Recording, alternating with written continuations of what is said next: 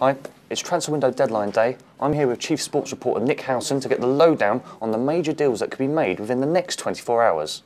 Nick, it's pretty close at the top of the table at the moment. What signings will the title chasers be looking to acquire in the next 24 hours? Well, I think it's worth starting with probably Arsenal at this stage. That, it's no secret they've been after a striker. Although at the moment it looks like Julian Draxler's sort of their main target. Arsenal are yet to agree a fee, which the release call is meant to be in the region of sort of 37 million pounds.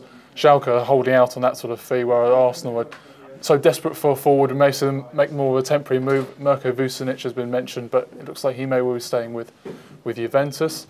The other option is perhaps one for Dimitar Berbatov. Fulham are looking to bring in a couple of forwards themselves, and that could alleviate and allow Berbatov to leave Southampton, hopefully.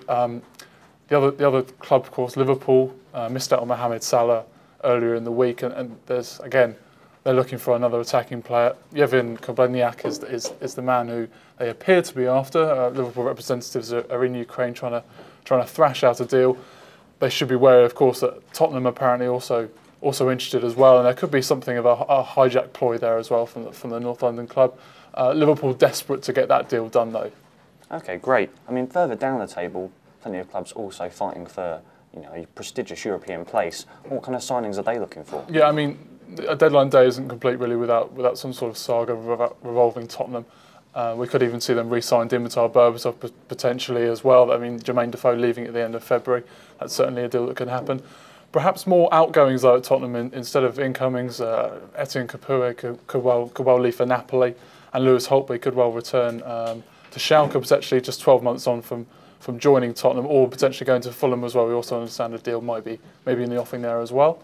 For Newcastle United, they're striving trying to find a replacement for Johan Cabaye, and that's proving slightly difficult and problematic. Clement Grenier apparently wants to still stay with Lyon, and a bid of around £8 million has been rejected there.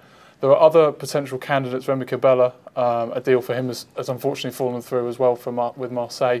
So Newcastle will certainly try and seek alternative targets, and Alan Pardew's certainly been promised the money there.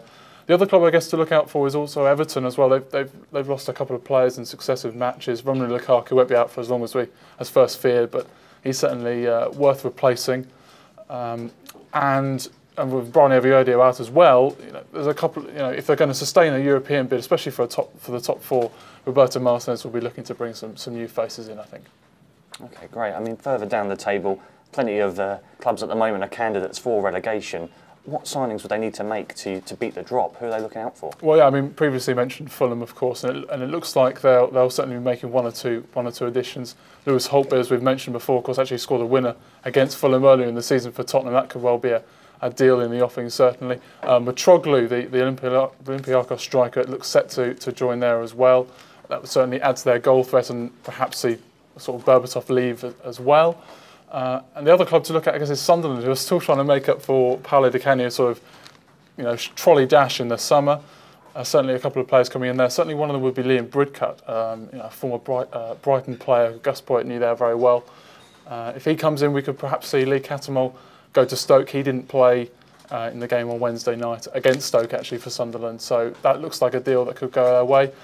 I guess the other candidate for the clubs in the relegation zone would be someone like Tom Ince, who has sort of visited all the glorious UK hotspots, the likes of Hull, Swansea, Cardiff. But it looks like Crystal Palace may well be his end-up destination. But we'll see. Paul Ince will have somewhat travelling to do, I think, on deadline day. Okay, brilliant. So plenty of deals that could still be made.